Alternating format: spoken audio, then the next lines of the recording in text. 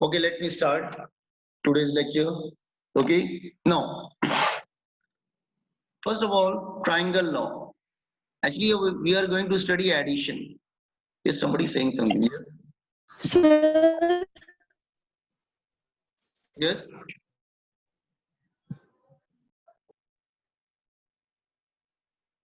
Yes. Anybody, Vedant? What do you want to say? Sir, my notebook is incomplete. So what can I do? You have to complete it, ना? जब मैं लिखने को बोलता हूँ तो आप लोग लिखते ही नहीं हो फिर. When I want, जब मैं बोलता हूँ कि आप लिखो, तब आप 1 सेकंड बोलते हो सर हो गया. So what can I do?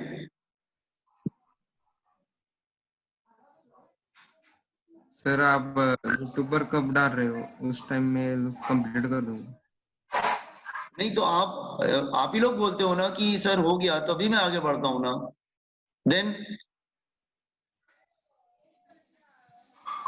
okay. Now अब today's lecture देखो ध्यान से, आज का लेक्चर स्टार्ट कर रहा हूँ मैं. Triangle law. Now triangle law of vector addition. Addition की बात कर रहे हैं हम लोग. How to add two vectors having direction. तो इसके नाम में ट्राइंगल आ रहा है. इसका मतलब क्या है? इसका मतलब ये है कि तुम्हें ट्राइंगल बनाना पड़ेगा. ठीक है, ट्राइंगल कैसे बनाएंगे? लिसन हियर, समझाने की कोशिश करो. स्टेटमेंट बाद में बताऊंगा. See the diagram first. Let's say this is vector A, this one, ये vector A, another vector is B, and you want to add these two vector. तुम्हें दोनों वेक्टर को ऐड करना है. तो आप ऐड कैसे करेंगे? आप क्या करोगे? मैंने आपको एक रूल बताया था ना, shifting a vector is allowed. Shifting a vector is allowed. तो डू वन थिंग. ए को मैंने शिफ्ट किया हियर, ए को मैंने शिफ्ट किया हियर, इधर शिफ्ट किया मैंने. फिर मैंने बी को शिफ्ट किया, बी विल कम हियर. जहां पे ए एंड हो रहा है वहां से बी क्या हो रहा है? स्टार्ट हो रहा है. जहां पे ए एंड हो रहा है वहां से बी स्टार्ट हो रहा है. तो मैंने क्या किया? Look here, again I am repeating. Bring A first. पहले मैं ए को लेके आया, this is A. Bring B, then B को लेके आएंगे, और जहां पे ए एंड हो रहा है वहां पे मैं बी को लगा दूंगा, लाइक दिस वे.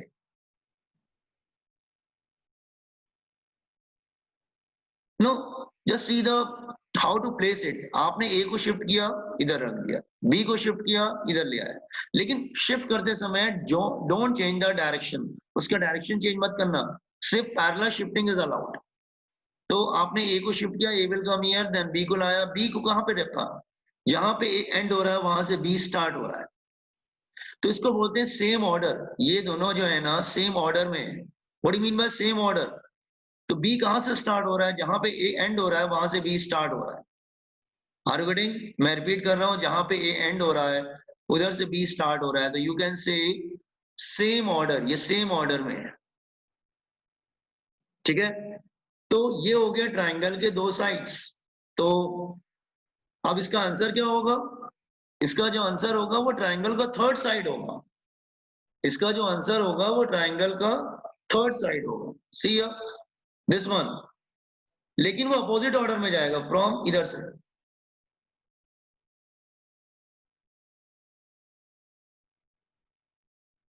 ये हो जाएगा इसका answer, that is A plus B. तो see what I want to say, just hold on.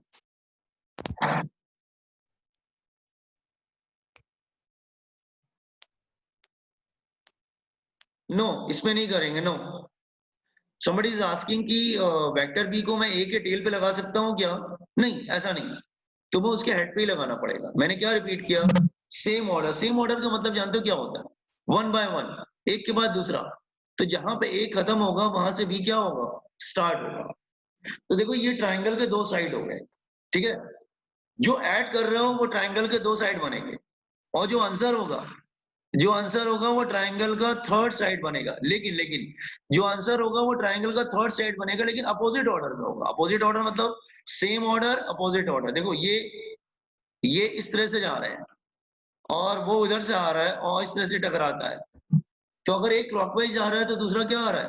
Anti clockwise जा रहा है. सेम ऑर्डर, और इसको बोलते हैं अपोजिट ऑर्डर. तो जो इसको ऐड कर रहा हूं वो सेम ऑर्डर में होंगे और जो उसका आंसर होगा वो अपोजिट ऑर्डर में होगा। फिर से मैं रिपीट कर रहा हूं, see again I am repeating, see this is very important, that's why I am repeating again. See आपको ए ऐड करना है, ए और बी, तो ब्रिंग ए फर्स्ट, आप ए को लेके आए, ये हो गया ए। फिर बी को शिफ्ट करके लाओ, लेकिन बी को कहां पे रखना, जहां पे ए एंड हो रहा है वहां से बी स्टार्ट होगा। इसको बोलते हैं सेम ऑर्डर, ठीक है, सेम ऑर्डर में वन बाय वन।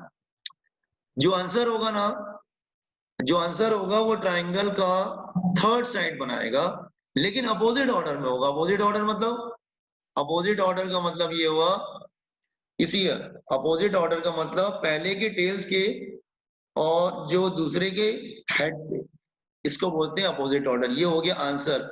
आंसर को बोलते हैं result, resultant R A plus B, like this way. तो ये सेम ऑर्डर अपोजिट ऑर्डर समझ में आया? सेम ऑर्डर वाले ऐड होते हैं, opposite order. Sir, but Sir, Yes. what is the reason behind this? No, you have to add ना, this is law, ये लॉ है बेटा। मतलब अब आप फिजिक्स में जब भी ऐड करना होगा ना, यू ऐड लाइक दिस वे, ये Okay, लॉ sir. है। लॉ में रीजन थोड़ी ना होता है। तो मैं लॉ समझा रहा हूं, how to add two vectors. तो आप कैसे वेक्टर्स को ऐड करेंगे? दो वेक्टर को जो ऐड करना है उसको वन बाय वन अरेंज कर दो, वन बाय वन अरेंज कर दो। उसके बाद वो जो दो वेक्टर ऐड कर रहा हो वो ट्राइंगल के दो साइड बनाएंगे सेम ऑर्डर में, और जो आंसर है वो ट्राइंगल का थर्ड साइड बनाएगा, लेकिन अपोजिट ऑर्डर में। ऐसा नहीं कि आप ए प्लस बी करो, आप बी प्लस ए भी कर सकते हो। सी, मैं आपको करके बताता हूँ। सपोज आपको बी प्लस ए करना है, लेट्स से, मैं समझाता जा रहा हूँ। सपोज अगर बी प्लस ए करना है, let's say you want to do B plus A, तो आप क्या करेंगे? पहले बी को लाएंगे फिर ए को लाएंगे। सी, तो मैं इधर करके बता रहा हूँ। ब्रिंग बी फर्स्ट, पहले बी को लेके आओ, फिर ए को शिफ्ट करके लाते हैं बेटा, पैरेलल शिफ्टिंग। फिर उसके आगे ए को लगाओ, तो ये दोनों सेम ऑर्डर में है, ठीक है, ये दोनों सेम ऑर्डर में है। अब जो इसका आंसर होगा वो ट्राइंगल का थर्ड साइड बनाएगा, लेकिन अपोजिट ऑर्डर में जाएगा। तो आंसर क्या होगा? From the tail of the first to the head of the last, ये होगा उसका answer. R is equal to B plus A. अच्छा, ये सेम ऑर्डर अपोजिट ऑर्डर, तो बी और ए सेम ऑर्डर में, और रिजल्टेंट जो उसका आंसर जो होता है, एडिशन, जो रिजल्ट, वो अपोजिट ऑर्डर में होता है। एक क्लॉकवाइज जा रहा है तो दूसरा एंटी क्लॉकवाइज आता है। जो रिजल्ट होता है वो कैसे स्टार्ट होता है? From the tail of the first to the head of the last. ये वर्ड याद रखना, from the tail of the first to the head of the last. अच्छा देखो ध्यान से, आप a प्लस बी करो, जैसे आप a प्लस बी करो या b प्लस a करो, answer will be the same. आप a प्लस बी करिए या फिर b प्लस a करो, answer will be the same. Just wait, see this one. चलो पहले मैं a और b ऐड करता हूं। ब्रिंग a फर्स्ट, a को लेके आया, a को लगा दिया इधर, फिर उसके आगे b को लाया, b को लगा दिया। तो ये क्या हो गया? ये दोनों सेम ऑर्डर में है, तो ये क्या होगा? ये अपोजिट ऑर्डर में आएगा और आंसर दे देगा उसका। अच्छा, बी और ए करोगे तो बी और ए सेम ऑर्डर में है, तो ये इसका आंसर हो गया अपोजिट ऑर्डर में। इसका मतलब अगर तुम लोअर ट्राइंगल ले रहे हो तो ए और बी ऐड हो रहे हैं, आर उसका आंसर है। अगर तुम अपर ट्राइंगल ले रहे हो तो बी और ए ऐड हो रहे हैं, आर उसका आंसर है।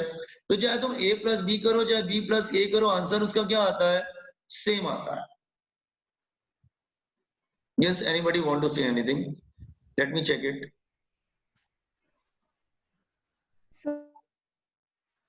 Sir, what is R?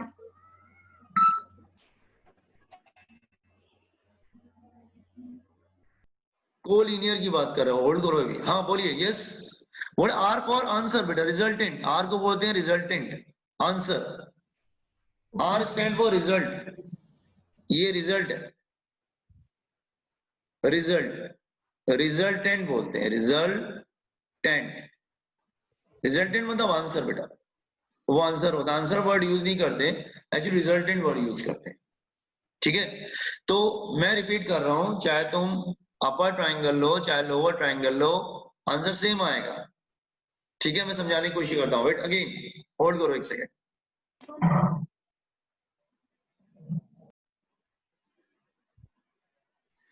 Let me tell you again, just hold on, because this law is very important. should know how to add two vectors. मैं आपको उसके बाद क्वेश्चन भी पूछूंगा, कुछ आपको जवाब देना पड़ेगा कैसे कर रहे हैं हम लोग, ठीक है? Just hold on. अच्छा, no see here, just here. तुम ए और बी भी ऐड कर सकते हो. Just see, this is A and this is B. तो ये क्या हो जाएगा? उसका आंसर हो जाएगा आर. आर मतलब उसका आंसर बेटा. Shifting is allowed. तुम बी को इधर ला सकते हो. Shifting is allowed. ए को इधर ला सकते हो. तो तुम चाहे बी प्लस ए करो चाहे ए प्लस बी करो, आंसर सेम आएगा. That is R. ठीक है, ये ध्यान रखना. देखो बहुत सिंपल लॉजिक क्या है कि तुम जो ऐड कर रहे हो,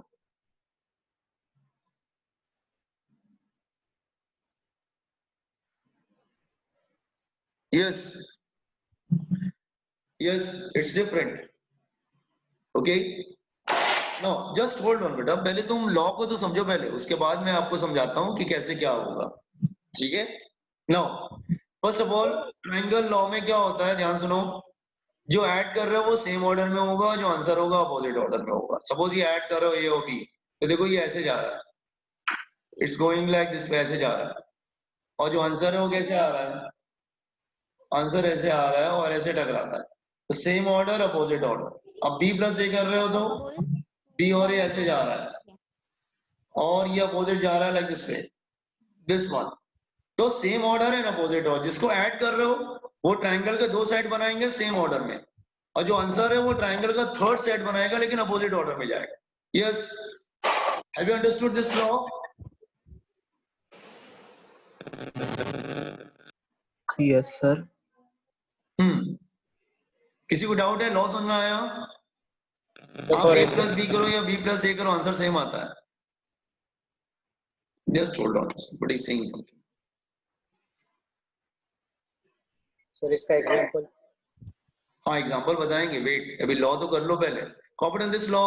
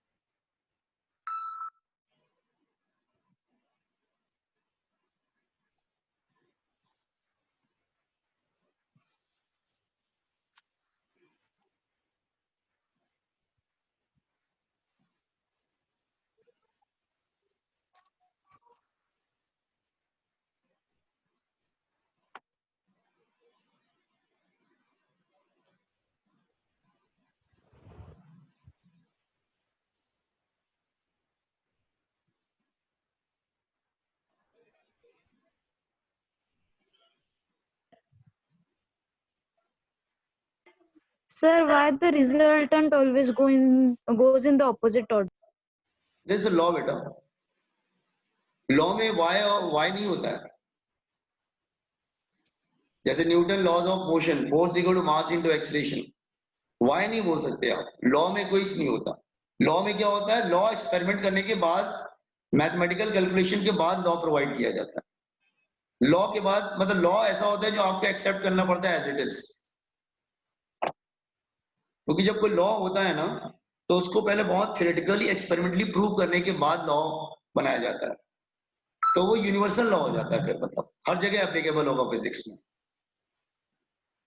Okay, sir. जैसे न्यूटन का फर्स्ट लॉ था, सेकंड लॉ था, थर्ड लॉ था, तो आप उसमें रीजन आप वाई नहीं कर सकते, क्यों ऐसा क्यों हो रहा है. लॉ में कुछ आप क्वेश्चन नहीं कर सकते. हाँ मैं कुछ और पढ़ा रहा हूँ तो यू कैन आस्क क्वेश्चन.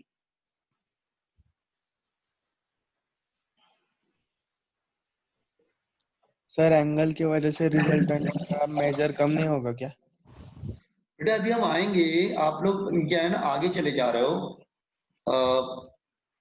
आप पहले पढ़ चुके हैं क्या इसको? पहले बात तो ये बताइए. नहीं ना, आपने पढ़ा है क्या पहले vector?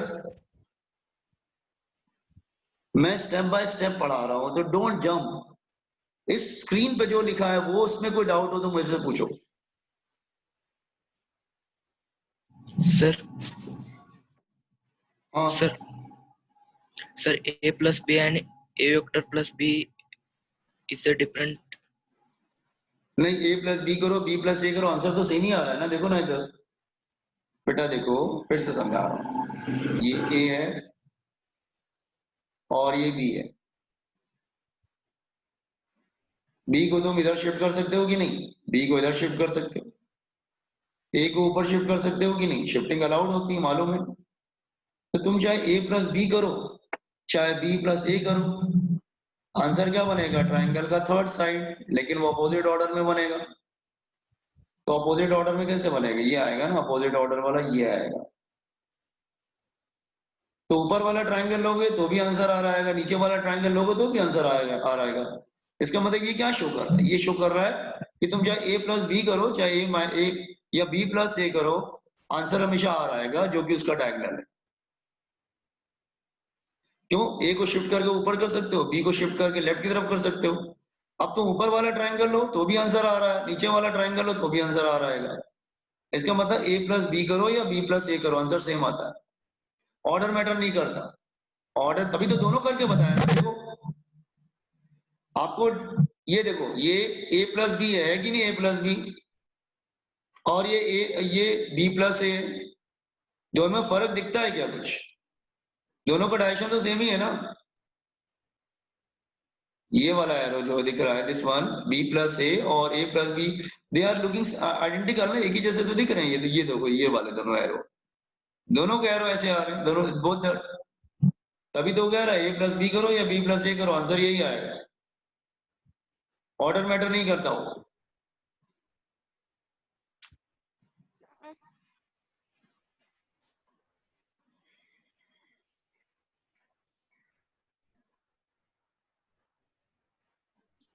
Done, sir. Okay. Now,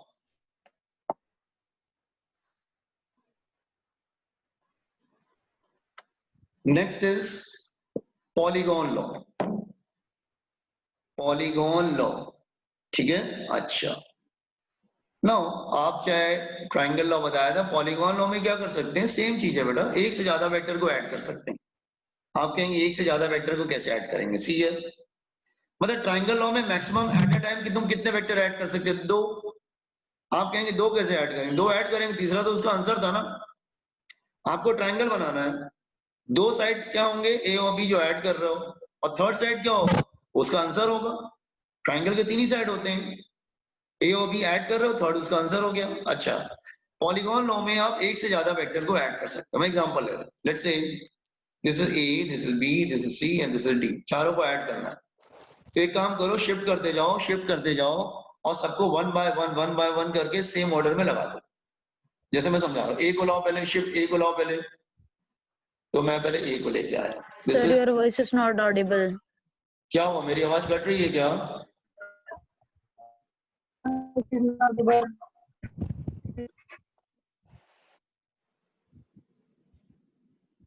sir आवाज ठीक नहीं आ रही है। हाँ बेटा, वो मैं चेक कर रहा हूँ। थोड़ा आज बारिश बहुत हो रही है। Yes, sir. शायद Yes, आप लोगों sir. के यहाँ भी नेट का प्रॉब्लम हो रहा होगा। बारिश की वजह से बहुत प्रॉब्लम हो रही है नेट का। जस्ट हैव पेशेंस, जस्ट मैं चेक कर लेता हूँ एक बार।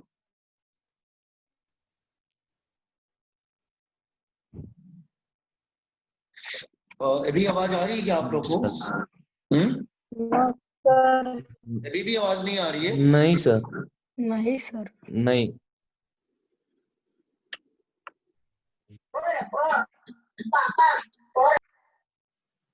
रेंज नहीं सर।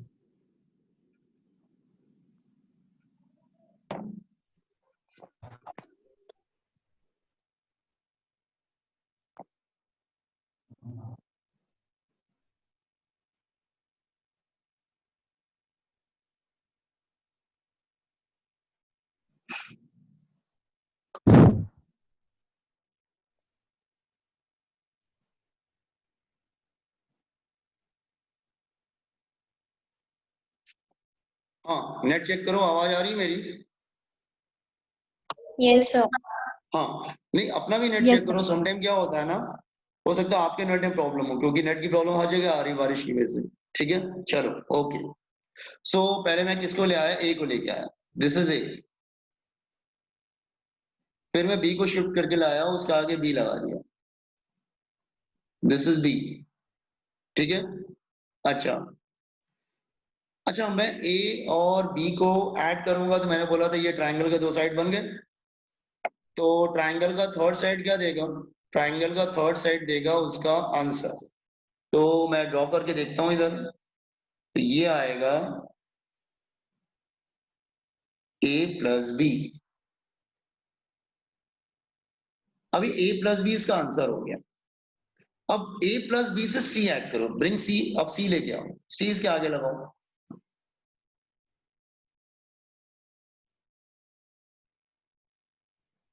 ये हो गया c। अब देखो a प्लस बी और c दोनों सेम ऑर्डर में है कि नहीं? एक के बाद एक है, a प्लस बी को एक लो और c को दूसरा ले लो, तो जहां पे a प्लस बी एंड हो रहा है वहां पे c स्टार्ट हो रहा है, ठीक है। सो अब क्या होगा? आप तीनों को ऐड करेंगे सीयर, सो हाँ, तो ये आएगा सीयर दिस वन, ये आएगा a प्लस बी प्लस सी, ये आ गया। अब मैं इसके आगे d ऐड करूंगा, अब d को ले आओ, d कुछ ऐसा जा रहा है इधर, like this way,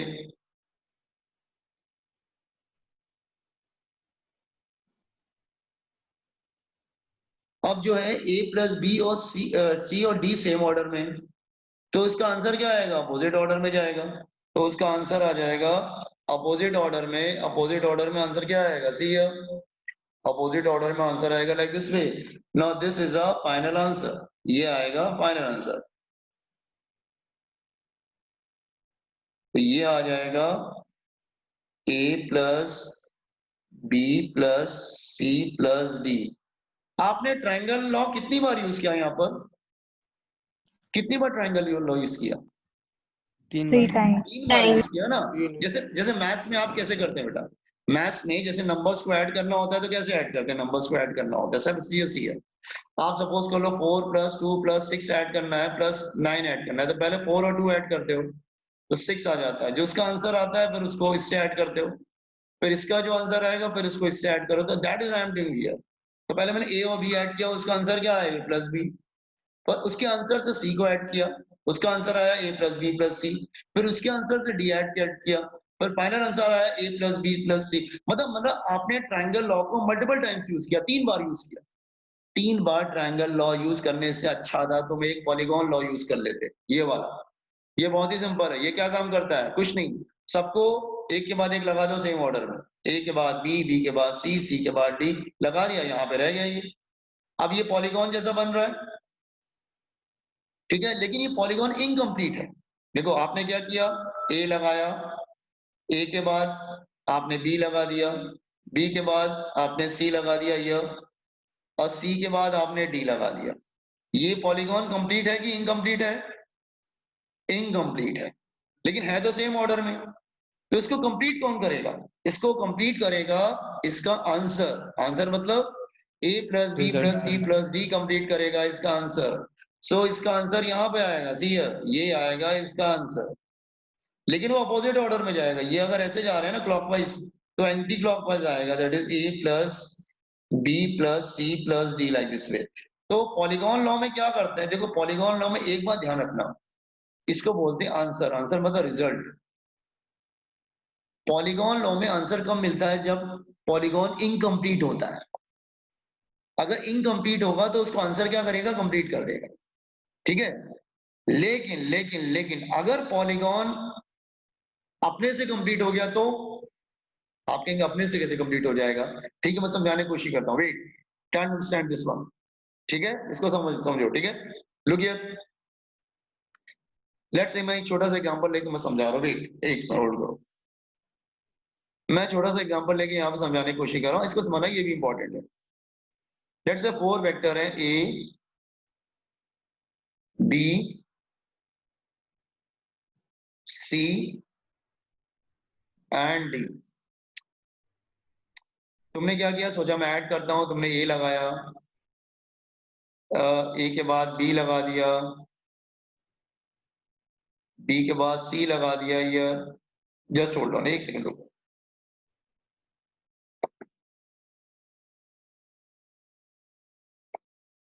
just hold on बेटा, एक सेकंड। अच्छा हाँ, so what you are doing, आपने क्या किया, सी यहाँ पर पहले ए लगाया, ए के बाद बी लगाया, बी, देन बी के बाद सी लगाया, लेकिन डी लगाया तो वो क्लोज हो गया। अब तो ये क्लोज हो गया। अब जो क्लोज हो जाएगा, मैंने बोला कि इसको कंप्लीट कौन करता है, रिजल्टेंट। वो इनकम्प्लीट होना चाहिए, इनकम्प्लीट होगा तो उसको कंप्लीट कौन करेगा, उसका आंसर। लेकिन यहाँ पे तो ये क्लोज हो गया, तो यहाँ पर आंसर फिर नहीं मिलेगा, आंसर विल बी 0। इसका मतलब तुमको क्या समझा रहा हूं कि पॉलीगॉन में आंसर तभी मिलता है जब पॉलीगॉन इनकम्प्लीट होता है, मतलब कंप्लीट नहीं होना चाहिए, क्लोज नहीं होना चाहिए, ओपन होना चाहिए। ओपन होगा तो उसको क्लोज कौन करेगा, उसका आंसर क्लोज करेगा। और अपने से क्लोज हो गया, तुमने suppose A B C D लगाया, अपने से जैसे डी लगाया वो ए के टेल पे पहुंच गया, तो समझ लो फिर आंसर नहीं मिलेगा, you not get any answer, polygon is closed, वो आंसर नहीं देगा। फिर पॉलीगॉन लॉ में प्रॉब्लम क्या है कि आंसर एक ही कंडीशन ही मिलता है, व्हेन पॉलीगॉन इज इनकम्प्लीट। जब वो इनकम्प्लीट होगा then you will get answer, और आंसर अपोजिट ऑर्डर में होगा, सेम ऑर्डर अपोजिट ऑर्डर।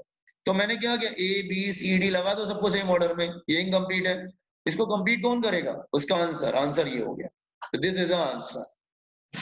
ठीक है, तो जितने ऐड कर रहे हो वो सब सेम ऑर्डर में रहेंगे, और जो उसका आंसर है वो अपोजिट ऑर्डर में होगा। कॉम्पिटेंट पॉलीगॉन लॉ, और लिख लेना, अगर पॉलीगॉन अपने से कंप्लीट हो जाता है तो नॉट गेट एनी आंसर, तो आपको आंसर नहीं मिलेगा। Sir, you're not audible. Sir, you're not audible. आवाज नहीं आ रही, Sir, अभी तो your मैं बोल voice is रही, cracking. अभी मैंने एक्सप्लेन किया तो वो सुनाई दिया क्या? Sir, you're not audible.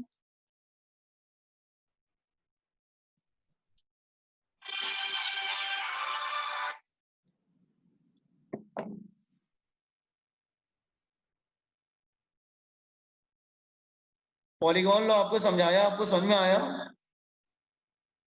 Yes, sir. Yes, sir. Competent polygon law,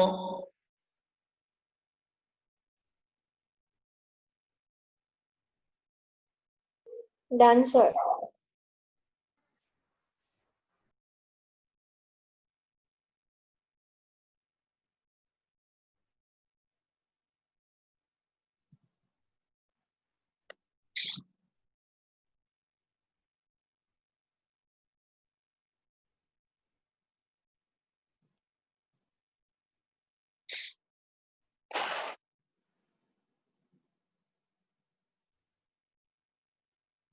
I think triangle law से बेटर पॉलीगॉन लॉ है, लेकिन अगर दो ऐड करने हैं तो you can use triangle law, no problem. हाँ, दो से ज्यादा है तो पॉलीगॉन लॉ यूज कर लो, ठीक है। अच्छा, लोकेंद्र कुछ बोल रहा है, लोकेंद्र क्या कर रहा है, लोकेंद्र इज सेइंग कि this is not in NCERT book. Are you sure Lokendra, तुमने इसको देखा है कि एनसीईआरटी बुक में नहीं है ये? No, sir. अच्छा, मैं चैप्टर का नाम बता दूं, Yes. Motion in a plane में देखना बेटा, motion in a plane, chapter का नाम नोट कर लो, मोशन इन अ प्लेन, उसमें मिलेगा, मोशन इन अ प्लेन में मिलेगा।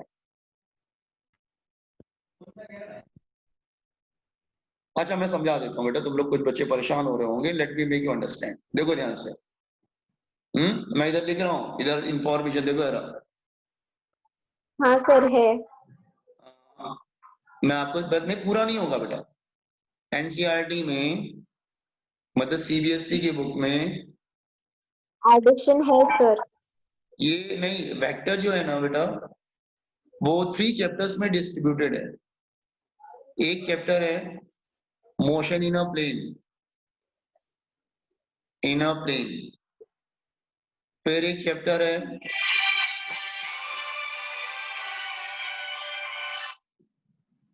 हेलो, मैं लेक्चर में हूँ, हाँ, मोशन इन अ प्लेन, ठीक है। नंबर 2, आवाज आ रही है ना मेरी? Yes sir. हाँ, दूसरा है वर्क एनर्जी पावर, फिर एक चैप्टर है system of particle and rotational motion, system of particle and rotational motion. ये 3 चैप्टर में डिस्ट्रीब्यूटेड है, मतलब वेक्टर के लिए कोई सेपरेट चैप्टर नहीं है, वो 3 चैप्टर में डिवाइड कर रखा है। सम पार्ट उसका मोशन इन अ प्लेन है, सम पार्ट मतलब 50% यहाँ पर है, सी 50% is here, 25% work energy power and 25% system particles and rotational motion. और स्टेट वाले बोर्ड, स्टेट बोर्ड में एचएससी में चैप्टर नंबर 2 है मैथमेटिकल मेथड्स, मैथमेटिकल मेथड्स में, ठीक है। तो जो लोग सीबीएस मेथड्स, तो जो लोग सीबीएसई से हैं या फिर सीबीएसई की बुक फॉलो कर रहे हैं, उनको एक चैप्टर में नहीं मिलेगा। Vector is divided into 3 chapters, वो 3 चैप्टर्स में डिस्ट्रीब्यूट कर दिया गया।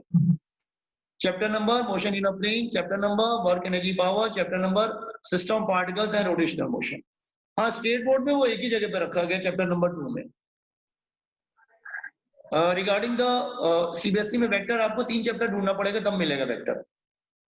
Got it? अच्छा, पहले बताओ polygon law vector addition completed by everyone? Yes sir. Simple होता है, देखो जो ऐड करना है उसको सेम ऑर्डर में लगा दो, एक के बाद एक के बाद एक के बाद लगा दो, सेम ऑर्डर। जो आंसर होगा वो अपोजिट ऑर्डर में होगा, ठीक है।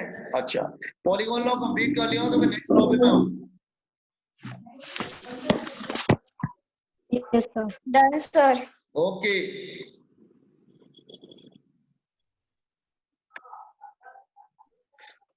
मोस्ट इंपॉर्टेंट लॉ जिसको आप 2 साल तक यूज करेंगे, हर चैप्टर में यूज करेंगे, in every chapter from 11 to 12, that is very important law, that is the polygon parallelogram law। बहुत ही इंपॉर्टेंट लॉ है, ठीक है। समझने की कोशिश करो, ठीक है। ये लॉ क्या बताता है? Let's say you want to add 2 vectors, आपको ये दोनों को ऐड करना है। Just hold on, somebody saying something।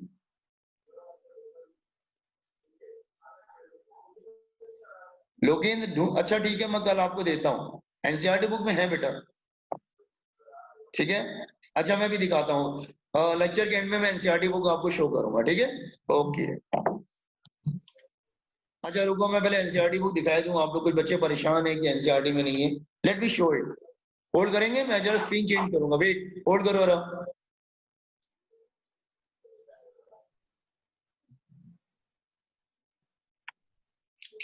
Just hold on.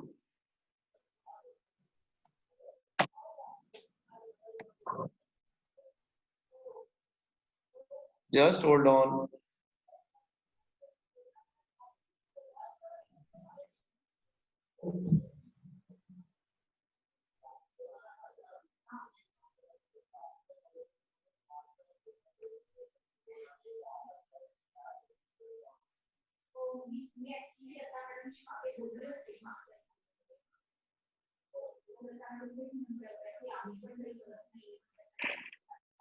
सीयर बॉयज, कुछ बच्चों को प्रॉब्लम है। एनसीईआरटी बुक दिख रही है आपको?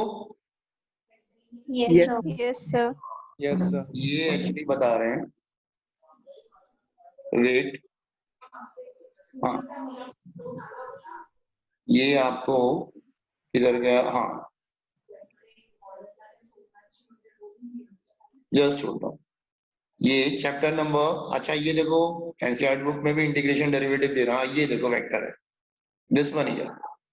यहाँ पे वेक्टर स्टार्ट हुआ है, कौन सा चैप्टर है ये? चैप्टर नंबर 4 में वेक्टर स्टार्ट किया है, मोशन इन अ प्लेन में, ठीक है। टॉपिक देखो इसके क्या है, टॉपिक देखो यहाँ पे दिए हुए,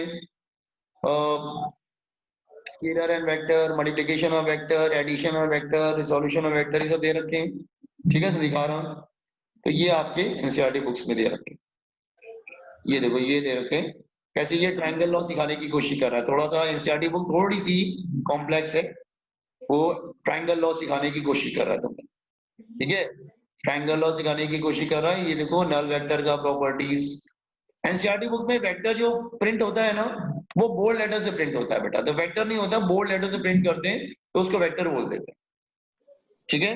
अच्छा, सो हाँ ये देखो, ये है पैरेललोग्राम लॉ, ये पैरेललोग्राम लॉ जिसका जो बताने जा रहा हूँ, ये पैरेललोग्राम है, जैसे लिखा है ना पैरेललोग्राम मेथड, ठीक है, पैरेललोग्राम मेथड है, ठीक है, ओके। ये सब वेक्टर चल रहा है अभी, ये वेक्टर कंटीन्यूअस पूरा अभी पढ़ाएंगे। देखो ये है ना पैरेललोग्राम लॉ पढ़ाने जा रहा हूँ, ये पढ़ाने जा रहा हूँ अभी दिस वन, ये वाला जो दे रखा है इधर, ये डायग्राम नीचे, ये वाला पढ़ाने जा रहा हूँ, ठीक है। अच्छा, ये सब वेक्टर चल रहा है, एवरीथिंग इज वेक्टर। अब यहाँ पे वेक्टर खत्म हो गया, अब आप कहेंगे बाकी वेक्टर किधर गया? बाकी वेक्टर अब आगे जाइए, किसी और चैप्टर में मिलेगा, वेट। हाँ, बाकी वेक्टर यहाँ पे आ जाता है बेटा, फिर से वेक्टर वेक्टर आ गया, देखो ये वेक्टर स्केलर प्रोडक्ट, प्रोडक्ट मतलब क्या होता है? मल्टीप्लिकेशन। तो वेक्टर का मल्टीप्लिकेशन सिखाया गया, कौन से चैप्टर में सिखाया गया? वर्क एनर्जी पावर में सिखाया गया। तो उन्होंने क्या किया, वेक्टर को एक जगह पे नहीं रखा, उसको कई चैप्टर में डिस्ट्रीब्यूट कर दिया। देखो यहाँ पे वेक्टर पढ़ा रहा है, अब आप कहेंगे वेक्टर आई जे के पढ़ा रहा है, ठीक है, ये सब पढ़ा रहा है एनसीईआरटी। तो एनसीईआरटी क्या करता है ना, तो उसने वेक्टर के लिए कोई सेपरेट चैप्टर नहीं बनाया, और आ गया। अब यहाँ पे आएंगे ना, तो ये देखो जैसे यहाँ पे एक और चैप्टर ले लेते हैं, सिस्टम पार्टिकल, और यहाँ पे भी वेक्टर पढ़ाएगा वो तुमको। देखो यहाँ पे फिर वेक्टर पढ़ाने लगा, दिस वन।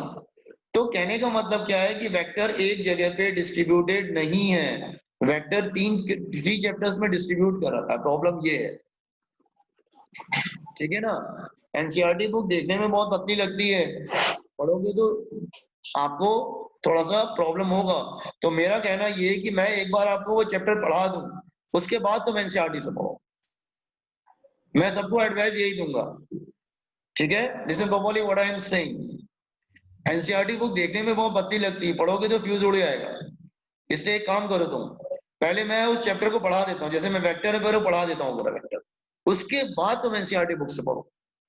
पहले एक बार टीचर पढ़ा देगा ना, उसके बाद तुमको एक नॉलेज आ जाएगी, टीचर पढ़ा देगा तो उसके बाद तुम एनसीईआरटी बुक पे जाओ। यू गॉट एवरीवन, ये बात क्लियर हुआ? Yes, sir. आप Yes, sir. क्या फॉलो करोगे, मैं रिपीट कर रहा हूँ, आप फॉलो करने के स्टेप देखो। पहले जब भी कोई चीज पढ़ते हैं तो कैसे पढ़ते हैं, ठीक है, ध्यान सुनो। पहले क्लास के नोट्स पढ़ो, जो टीचर पढ़ा रहा है दैट वन, ठीक है, क्लास के नोट्स पढ़ो, फिर ही पढ़ो पहले। स्टेप 2, बुक के सॉल्व एग्जांपल्स।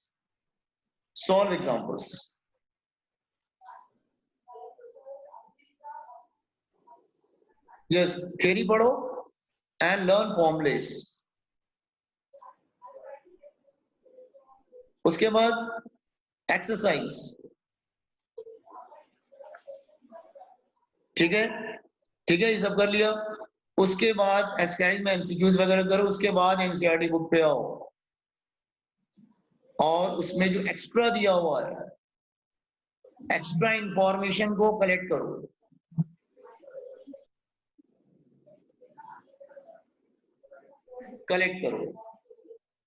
उसके बाद डिफिकल्ट न्यूमेरिकल्स पे आओ।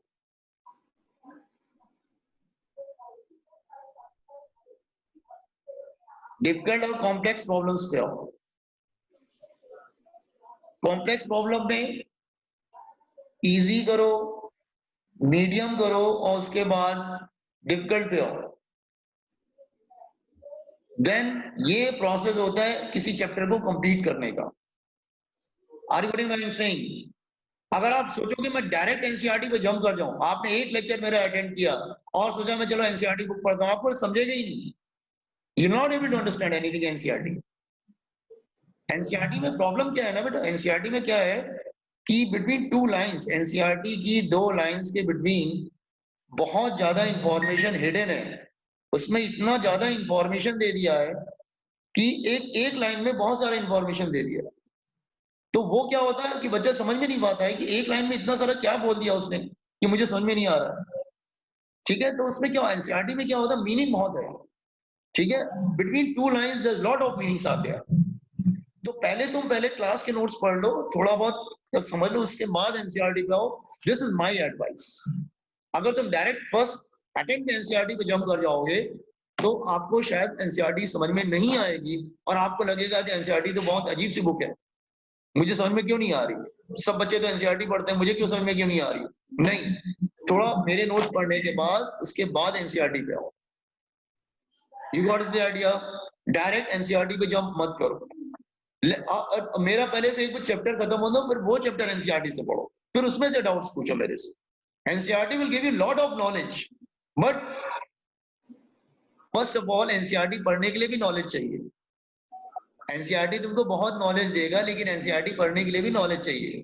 पहले नॉलेज कलेक्ट करो, फिर एनसीईआरटी पढ़ो। Is it clear what I am saying? Got it? चलो, now I am coming to parallelogram law. I am coming to parallelogram law. See here, suppose vector A और vector B add करना है। Anybody asking something? Yes.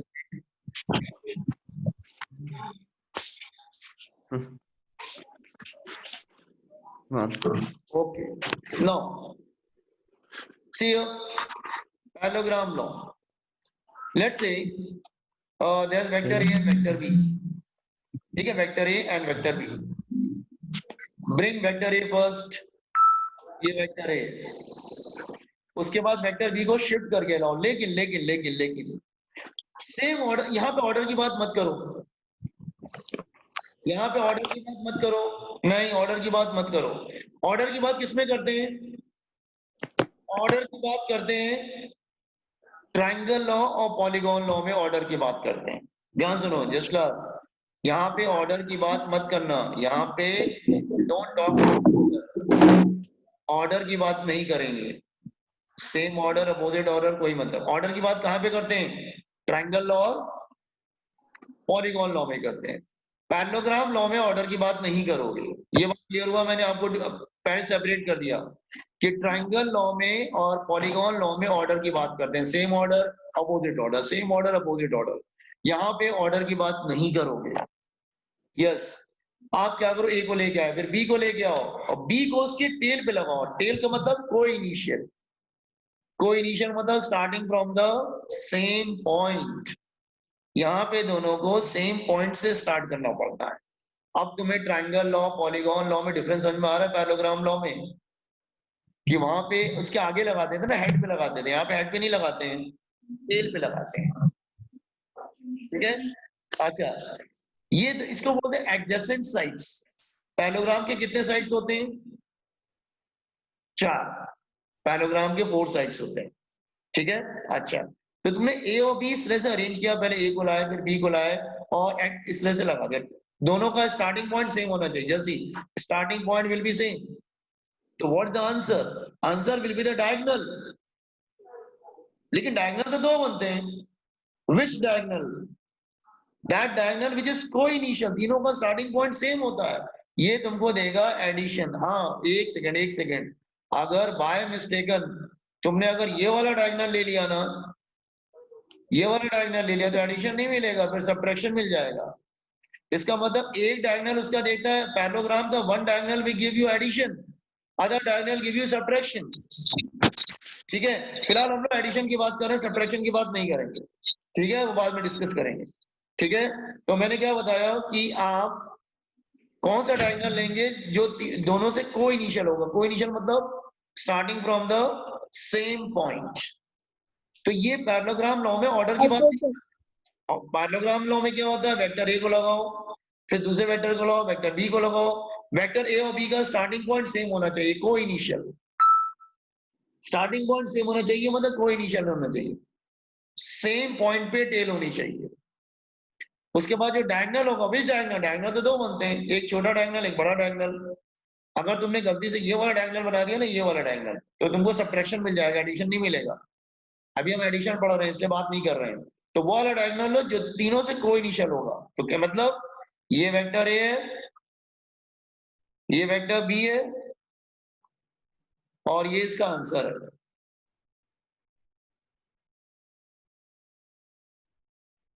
This is called parallelogram law. तो parallelogram law में याद रखना, इसमें order की बात नहीं करोगे, नहीं करोगे ऑर्डर की बात। अकॉर्डिंग पैरेललोग्राम लॉ उसका स्टेटमेंट क्या होता है? If two vectors forming the two adjacent sides of a parallelogram, अगर एडजेसेंट साइड मतलब क्या होता है? Neighbouring side. एडजेसेंट मतलब neighbouring, neighbour neighbour. adjacent sides. If two vectors forming the two neighboring sides of a parallelogram, okay, then the diagonal is, the answer resultant is represented by diagonal of a parallelogram which has the same starting point. उस diagonal जो diagonal है उसका भी starting point क्या होना चाहिए, same होना चाहिए. तो बच्चे ऐसे याद रखते हैं, अगर ये A है, ये B है, तो ये इसका आंसर हो गया. That is RA plus B. ठीक है, this one like this one. So you got parallelogram law, obtain this parallelogram law. Yes, sir.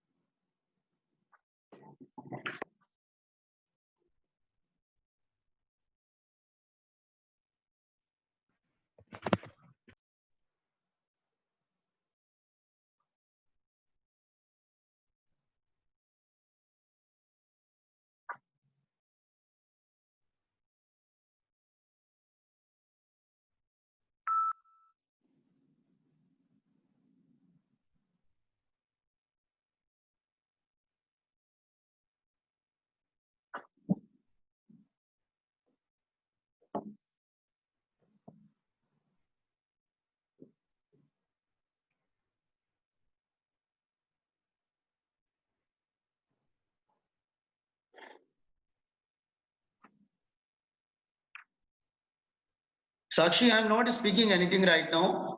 मेरी आवाज आ रही है आप लोग को? Yes, sir. Sir, we can hear Yes, you. sir.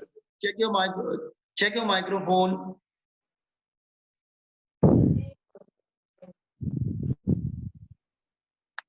Yes.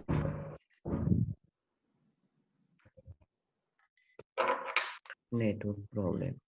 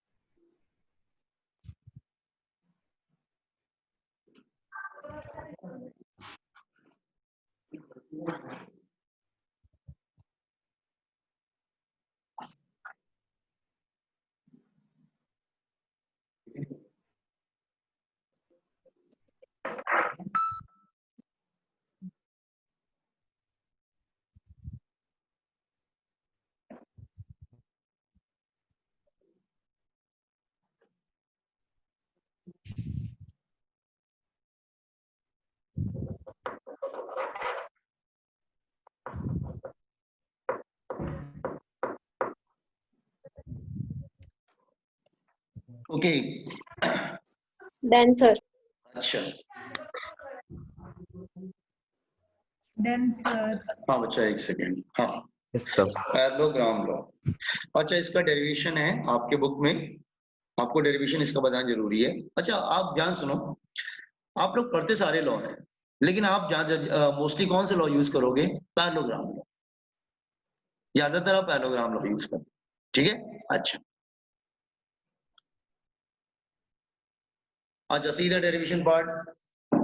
See here. Everyone, just see here derivation part. अच्छा. This is vector A and this is vector B. एक vector just सीधा सुनो. ये vector A है. And this is vector B here.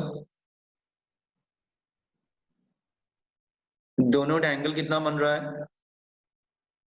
Theta. आपको बताया था, आपको एंगल बताया था ना, take the smaller angle always. ठीक है. अच्छा, आपने पैरेललोग्राम बनाया. ठीक है. ये क्या बनेगा? इसका आंसर बनेगा ना. This will give you answer. उसका आंसर मिल जाएगा तुमको. Just wait, let me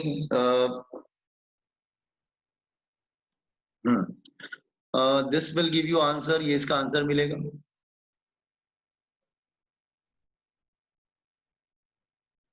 R is equal to A plus B. वो उसका आंसर मिलेगा. तुम्हें आंसर चाहिए. आप कहेंगे आंसर मुझे कैसे मिलेगा? आपको मैग्नीट्यूड चाहिए. आंसर मतलब रिजल्ट चाहिए. रिजल्ट कैसे मिलेगा तुमको? तो हम लोग क्या करेंगे? पाइथागोरस थ्योरम अप्लाई करेंगे. पाइथागोरस थ्योरम कैसे अप्लाई करोगे? पाइथागोरस थ्योरम तो यहाँ दिख ही नहीं रहा है, राइट एंगल ट्राइंगल तो दिख नहीं रहा है यहाँ पर। थीटा किसके बिटवीन एंगल है?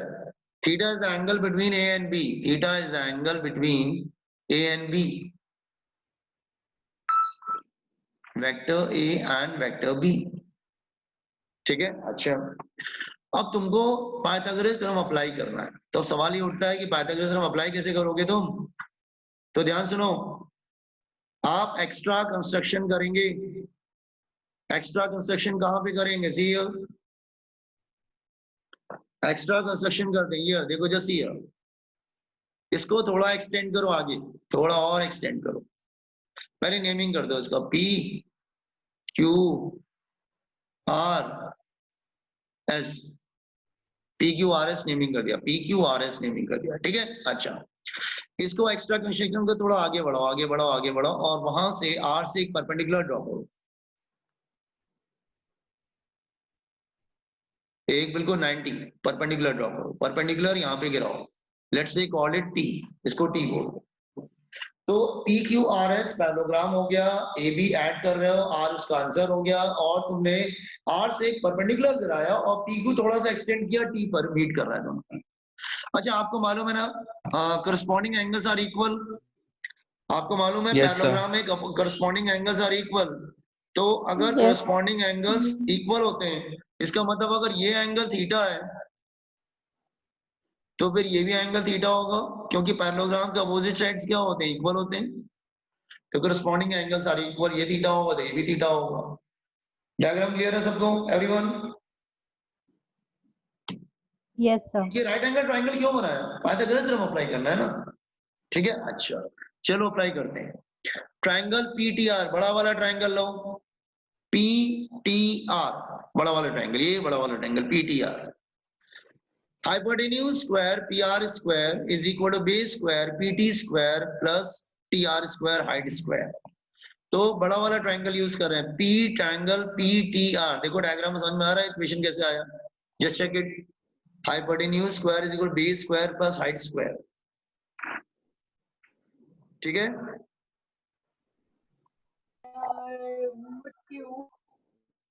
समझ में आ रहा है एवरीबॉडी? पीआर कैसे आया, समझ में आया कि नहीं? Yes, sir. हाँ, अब पीटी को क्या लिख सकते हो तुम? यस, आप पीटी को क्या लिख सकते हैं? पीटी को लिख सकते हैं P Q plus Q D लिख सकते हैं। यहां भी लिख दिया पीटी को, A plus B whole square का फॉर्मूला अप्लाई करो, यहाँ पे A plus B whole square का फॉर्मूला अप्लाई करो, A square plus 2ab plus B square. तो हमने फॉर्मूला अप्लाई कर दिया, A square plus 2ab plus B square, ठीक है। ये नहीं ठीक है ना ये? Yes, sir. अच्छा, अब ये छोटा वाला ट्रायंगल लो, see take this small triangle, ये छोटा वाला ट्रायंगल लो, ये छोटा वाला ट्रायंगल लो, दिस वन ट्रायंगल QTR। तो apply Pythagoras theorem, hypotenuse square QR square is equal base square plus height square. Just listen carefully, इसका राइट का टू टर्म्स और इसका राइट का टू टर्म दोनों मैच कर रहा है। इसका मतलब तुम QT square plus QR square की जगह क्या लिख सकते हो? QR square. स्क्वायर लिख सकते हैं, QR स्क्वायर लिख सकते हैं। नाउ पुट द वैल्यूज, अब वैल्यूज रखना स्टार्ट करते हैं, ठीक है। वैल्यूज रखते हैं, सी हियर, पीटी की वैल्यू क्या है? R, PQ की वैल्यू क्या है? A, QR की वैल्यू क्या है? B। वैल्यू रख देते हैं। Yes, anybody asking something? Just wait.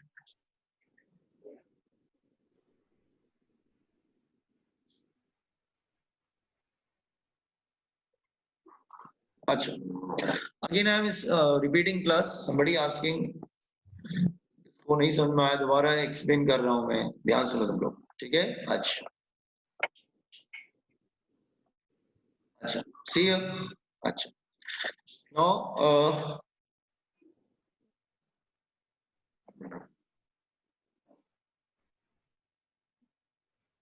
now look here, let's see you want to add a and b तो ए और बी ऐड कर रहे हो, ये इसका आंसर हो गया आर, आर इसका आंसर हो जाएगा। ठीक है, आपने नेमिंग कर दिया पैरेललोग्राम का P Q R S, P Q को थोड़ा सा एक्सटेंड किया और आर आर से वहां परपेंडिकुलर ड्रॉ किया, यहाँ पे गिरा, इसको टी कर दिया। Corresponding angles are equal, theta theta equal हो गया। थीटा किसके बिटवीन एंगल है?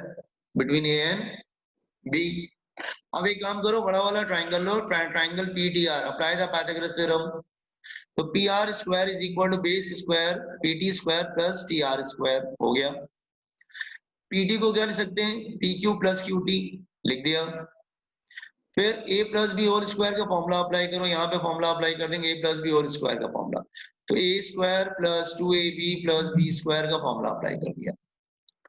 अच्छा, छोटा वाला ट्राइंगल लो जो शेड कर रखा, दिस वन ट्राइंगल QTR। तो hypotenuse square is equal to base square plus height square, QR square is QT square plus TR square. See इसका जो लास्ट टू टर्म्स है, सी ये जो लास्ट राइट हैंड साइड पे जो दो टर्म दिख रहे हैं और इसके राइट की तरफ जो दो टर्म दिख रहे हैं वो मैच कर रहे हैं। इसका मतलब QT square plus TR square की जगह क्या लिख सकते हैं? QR स्क्वायर लिख सकते हैं। Put the values PR sorry wait make it R, PR है बेटा। अच्छा, PR स्क्वायर, तो PR को क्या लिख सकते हैं हम लोग? PR तुम्हारा क्या है? R है, R रख दिया। PQ को क्या लिख सकते हैं? A। QR को क्या लिख सकते हैं? B। आप QR को B क्यों नहीं सकते? Why? Anybody? QR को B क्यों नहीं सकते? Why? Parallel sides are equal. Side से इक्वल ही होते हैं। ठीक है, अच्छा, पैरेलल साइड से इक्वल होते हैं। अब तुम्हारा ये वाला पार्ट एक रह गया था, कौन सा? ये QT नहीं मालूम चलता, व्हाट इज QT हियर? तो एक काम करो, ये छोटा वाला ट्राइंगल हो, सी टेक दिस ट्राइंगल, ये बी है, ये बी है, तो ये भी होगा, और ये ए होगा तो ये भी ए होगा। मालूम है पैरेललोग्राम के अपोजिट साइड्स इक्वल होते हैं। अच्छा, QT कैसे निकालेंगे? cos थीटा का फॉर्मूला अप्लाई करो, base upon hypotenuse. cos theta is base upon hypotenuse. cos theta क्या होगा? QT upon QR। तो यहां से QT की वैल्यू मिल जाएगी। ये QT की वैल्यू वापस इधर जाके सब्स्टिट्यूट कर दो, तो ऐसा आ जाएगा। तो फॉर्मूला क्या आ गया? R is equal to under root of a square plus b square plus 2ab cos theta. This is formula for resultant, and you have to use this formula throughout 2 years when you want to add two vectors। उनके between angle मालूम, लेकिन याद रखना ये formula तभी काम करता है, एंगल मालूम होना चाहिए, क्योंकि बिना एंगल के तो काम करेगा ही नहीं। कि cos थीटा आ रहा है ना इसमें, तो cos की वैल्यू क्या रखोगे फिर? वो दिक्कत ये angle should known to you. Angle जो दे रखा है ना, ये angle theta is angle between A and B, ये मालूम होना चाहिए तुमको। बिना इसके न्यूमेरिकल नहीं हो पाएगा। Competence is derivation up to here, यहां तक कॉपी करो। This is PR।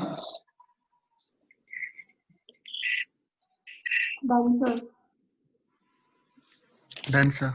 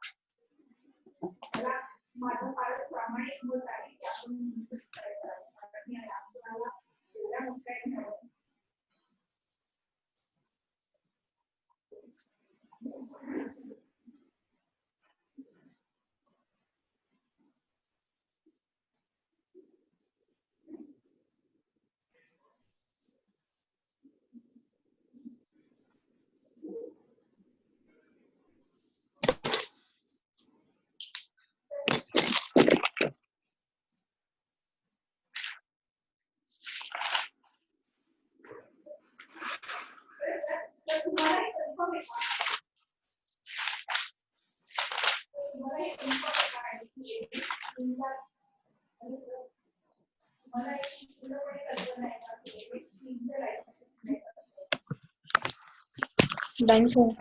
Okay. Now, just hold on. Let's say अभी रिजल्टेंट तो मिल गया, ठीक है, R, तो ये फॉर्मूला हो गया, तो ये फॉर्मूला यूज करोगे, R is equal to under root of a square plus b square plus 2ab cos theta. Okay, now this one.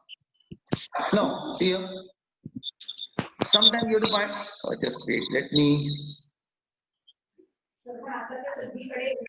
sir yes, sir, sin theta is equal to tr upon ur is equal to tr upon b. हाँ तिथं उसके नीचे b cos theta लिखा है sir तुमने. अच्छा अच्छा ठीक कर लेते हैं बेटा, हाँ b cos थीटा जब b sin थीटा होगा, हाँ अभी मैंने बताया नहीं, रुक जाओ इसको, रुक जाओ, गुड गुड वेरी गुड, ठीक है, मैंने बताया नहीं था, रुक जाओ, sin थीटा है, रुक जाओ। अच्छा अब देखो ध्यान समझो, अब तुम्हें रिजल्टेंट तो मिल गया, रिजल्टेंट मिल गया, लेकिन उसके बाद क्या, ठीक है, ये फॉर्मूला यूज करोगे। अच्छा दूसरे आते हैं, ध्यान सुनो,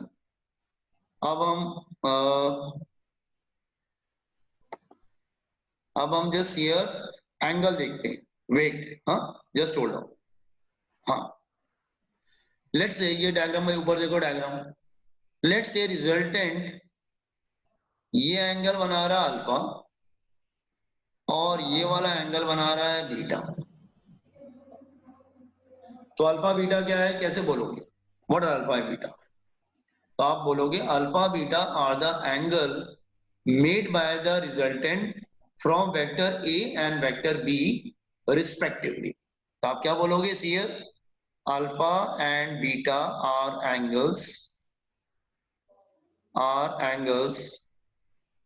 मेड बाय रिजल्टेंट,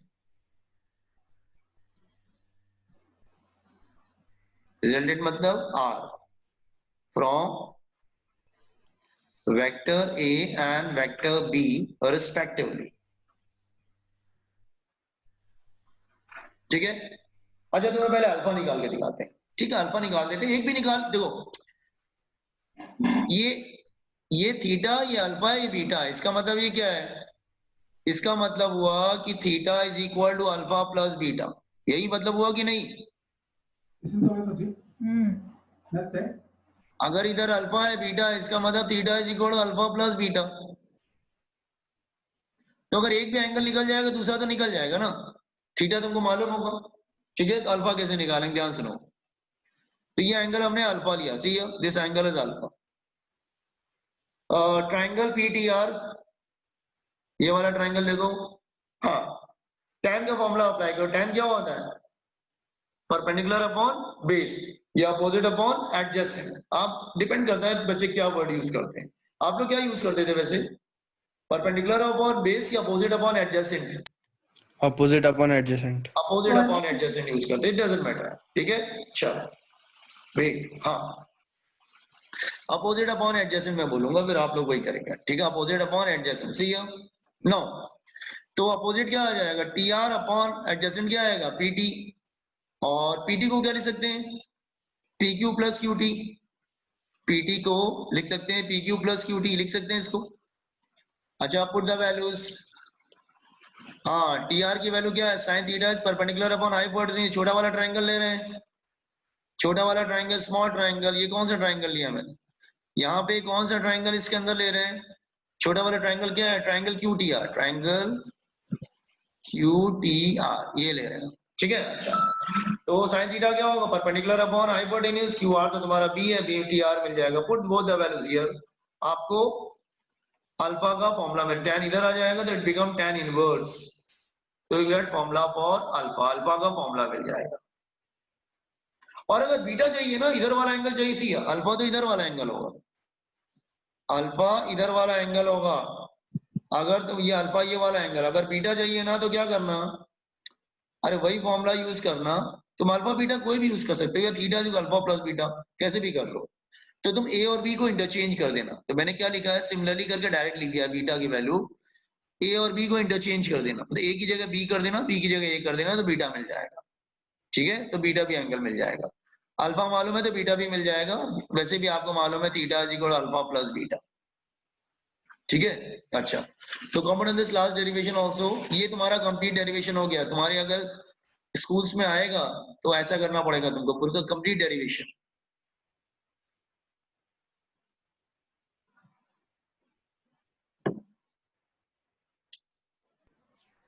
सर और यस, ये अल्फा एंड बीटा वाला अगेन एक्सप्लेन कर दो। अच्छा, अल्फा वाला जैसी अल्फा बीटा एंगल क्या होते हैं वो तो क्लियर हुआ ना।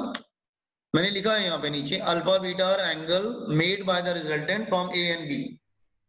जैसे मैं समझा रहा हूँ, सी है, हाँ यस।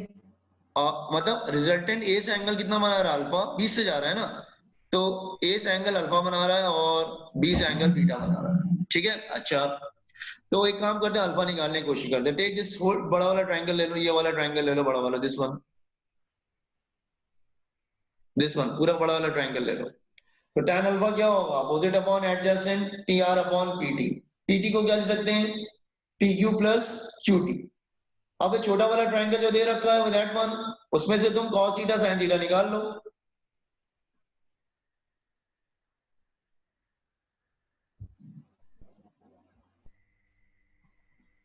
व्हाट्सएप पे है बेटा, व्हाट्सएप पे नंबर है मेरा, शौनक व्हाट्सएप पे नंबर है, ठीक है, व्हाट्सएप पे देख लेना, ग्रुप में जो तुम लोग का ग्रुप बना उसमें नंबर है मेरा। ठीक है, अच्छा, नाउ इसके बाद हमने क्या किया, सी हाँ, देन हाँ, उसके बाद हम वैल्यू रख देते हैं। टीआर की वैल्यू क्या आया, ये वाले जैसी, टीआर की वैल्यू क्या आया, टीआर की वैल्यू आया बी साइन थीटा। क्यूटी की वैल्यू क्या आया, बी कॉस थीटा। पीक्यू की वैल्यू क्या है, ए, सबकी वैल्यू रख दिया तो ये आ गया। तो टेन को इधर ले आओगे तो क्या होगा, tan inverse is a way of writing. मालूम है ये, कभी टेन इनवर्स सुना है क्या कभी, टेन इनवर्स सुना है कभी, नो सर। नहीं सुना, अच्छा ठीक है, बता रहे कैन हैं, you repeat? Just wait. Actually ये ऐसा होता है, देखो जैसे अगर मैं बोलता हूं tan 60 डिग्री इज √3, तो इसको ऐसे बोलेंगे 60 degree is equal to tan inverse √3। तो tan इनवर्स मतलब बेटा ये tan 60 है, मुझे 60 चाहिए, ऐसे ही होता है। tan theta is equal to x, तो theta is equal to tan inverse x, like this way. It's a way of writing, maths में लिखने का तरीका होता है और कुछ नहीं होता।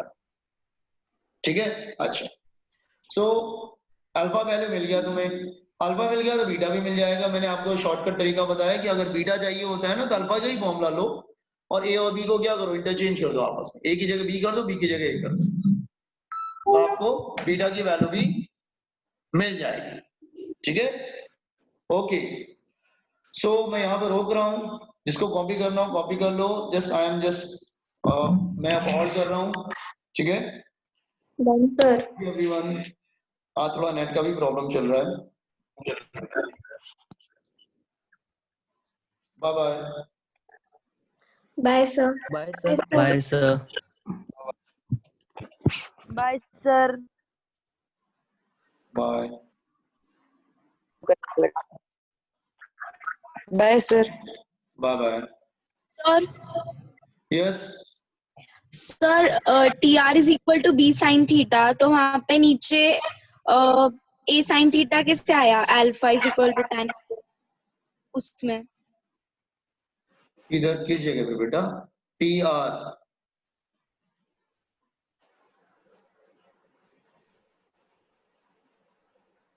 हाँ तो टी आर ऊपर रखा है ना, cos थीटा sin थीटा दोनों लो ना बेटा, cos थीटा वाला लो, QT is equal B cos theta, दोनों लो, QT भी लो TR भी लो, दोनों को यहाँ रखो ना।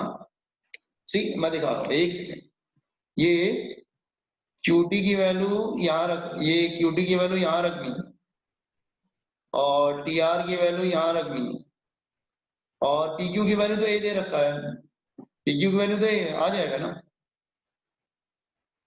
ठीक है, यस सर। ओके,